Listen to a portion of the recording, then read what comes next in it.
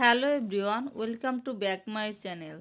অনেকেই তো মিষ্টি পিঠা খেতে পছন্দ করে না, তাদের জন্য এই ঝাল পিঠার এই রেসিপিটি একবার হলেও ট্রাই করে দেখবেন, খেতে ভীষণ ভালো লাগবে।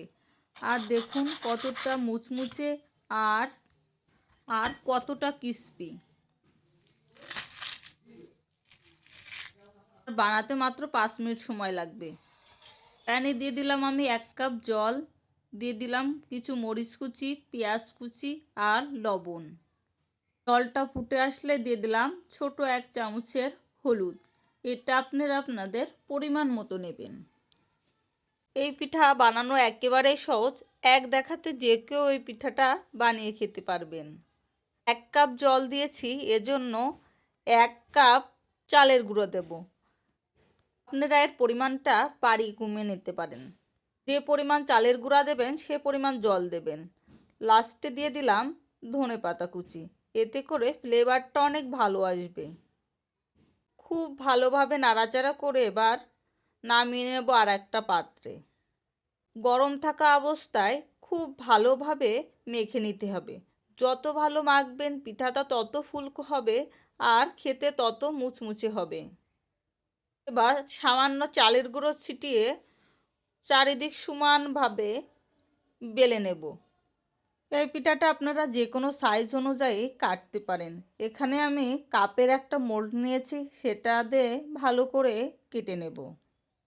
চাপতে চাপতে কাটবো যাতে একবারে ভালোভাবে উঠে যায়।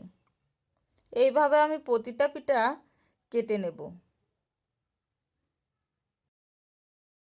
আমার সবগুলো পিঠা কাটা হয়ে গেছে। দেখুন দেখতে কতটা সুন্দর লাগছে। একদম মোটাও হবে না, একদম পাতলাও হবে না, ঠিক এরকম সাইজের হবে।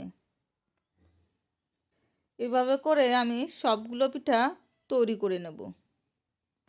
কে কে মিষ্টি পিঠা থেকে ঝাল পিঠা খেতে পছন্দ করেন কমেন্ট করে জানেন। আর আমার ভিডিওগুলো ভালো লাগলে লাইক কমেন্ট শেয়ার করতে ভুলবেন না। এই তো আমার সবগুলো পিঠা রেডি করা হয়ে গেছে।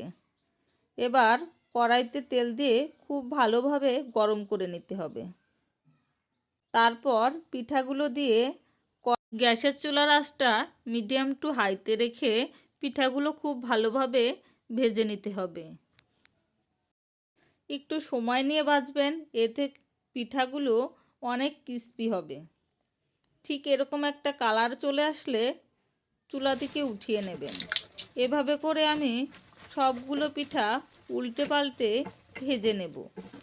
এই শীতের সময় আমরা পিঠা খেতে কিন্তু বেশ পছন্দ করি। আর যদি হয় ঝাল ঝাল পিঠা তাহলে তো কোনো কথাই নেই। মাত্র 5 মিনিটে শীতের সন্ধ্যায় তৈরি করে নিন এই মুখরোচক ঝাল পিঠাটি। আর এনজয় করুন পরিবারের সাথে। সকলকে ধন্যবাদ।